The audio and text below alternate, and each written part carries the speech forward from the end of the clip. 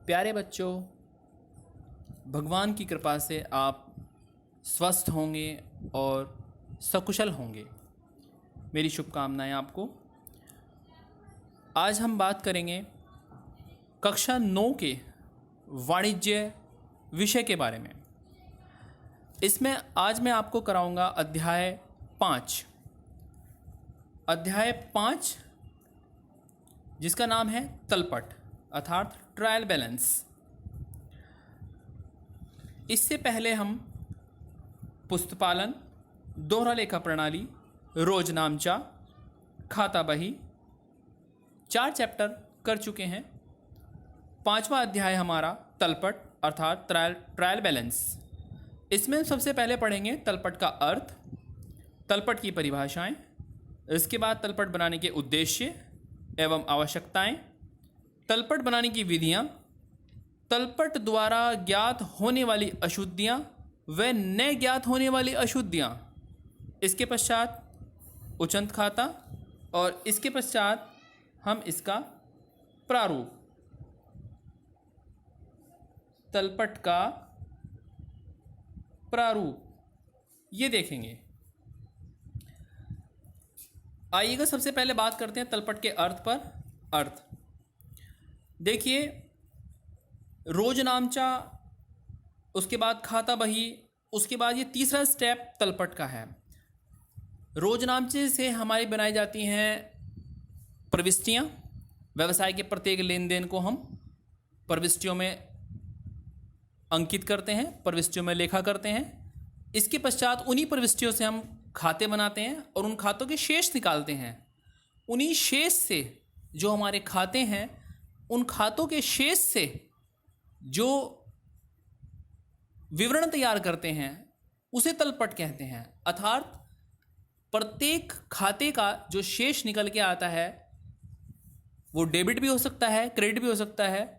प्रत्येक खाते का अलग अलग शेष होगा। उस शेष के आधार पर ही, उस शेष को केंद्र बिंदु मानकर ही हम डेबिट शेष को डेबिट वाले कॉलम में और क्रेडिट शेष को क्रेडिट वाले कॉलम में लिखते हैं। इन लेखों को करने के पश्चात अर्थात ये सब काम एक तरह से स्टेप बाय स्टेप हो गया। पहले रोजनामचा, फिर खाता बही, फिर उसके बाद आपका तलपट। तलपट के बाद बनाया जाता है आपका अंतिम खाते। अंतिम खाते बनाने से पहले हम तलपट को बनाकर ये जांच कर लेते हैं कि हमारे व्यवसाय में किसी प्रकार की कोई त्रुटि तो नहीं रही है, हमारे खातों में कोई त्रुटि तो नहीं है। यदि कोई त्रुटि होती है तो उसको हम तलपट बनाकर दूर कर सकते हैं, उस अशुद्धि को दूर कर सकते हैं।